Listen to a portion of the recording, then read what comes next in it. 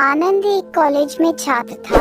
उसने एक डीलर के शोरूम में एक सुंदर स्पोर्ट्स कार देखी थी और वो लंबे समय से अपने लिए ऐसी ही कार चाहता था। आनंद जानता था कि उसके माता पिता इसे खरीदने के लिए सक्षम हैं, इसीलिए उसने उन्हें बताया कि उसे ये कार अपने ग्रेजुएशन कंप्लीट होने पर गिफ्ट के रूप में दे।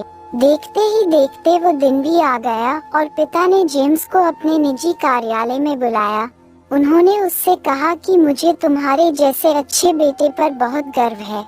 उन्होंने उसे बताया कि वह उससे कितना प्यार करता है और उसे एक प्यारा रैपर से लिपटा हुआ उपहार दिया। आनंद उस छोटे से गिफ्ट के डब्बे को देख निराशा महसूस करने लगा, लेकिन वह जानने के लिए उत्सुक था कि ऐसा क्या था उस बॉक्स में, इसलिए उसने बॉक्स तुरंत खोला और उसमें एक लाल कपड़े से लिपटी भगवद गीता देखी। आप इतने अमीर हैं और आप मुझे केवल एक गीता दे रहे हैं।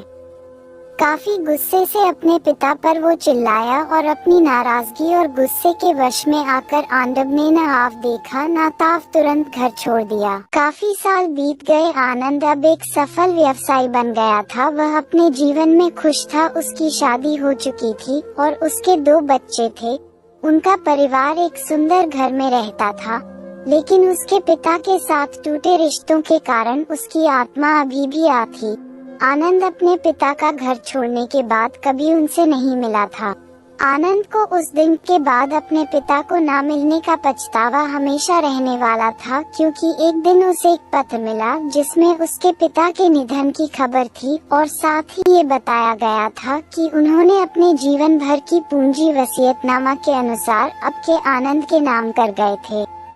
अपने पिता की सारी संपत्ति विरासत में मिली। तब आनंद अपने पिता के घर पहुंचा और कुछ महत्वपूर्ण कागज की तलाश करने लगा और गलती से उसे वही भगवद गीता का उपहार लिपटा हुआ मिला, जिसे देख उसे फिर उसी उदासी का एहसास हुआ। उस गीता को उसने अच्छे से देखा तो उस पर अपने पिता की हैंडराइटिंग में कुछ लिखा पाया।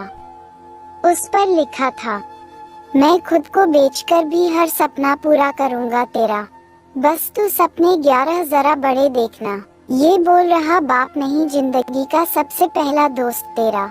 ये कविता पढ़ी ही थी कि अचानक उस किताब से एक चाबी गिरी, जिसके ऊपर लगे टैग पर उसके ग्रेजुएट होने की तारीख के साथ कांग्रेचुलेशन और आई लव यू लिखा हुआ था।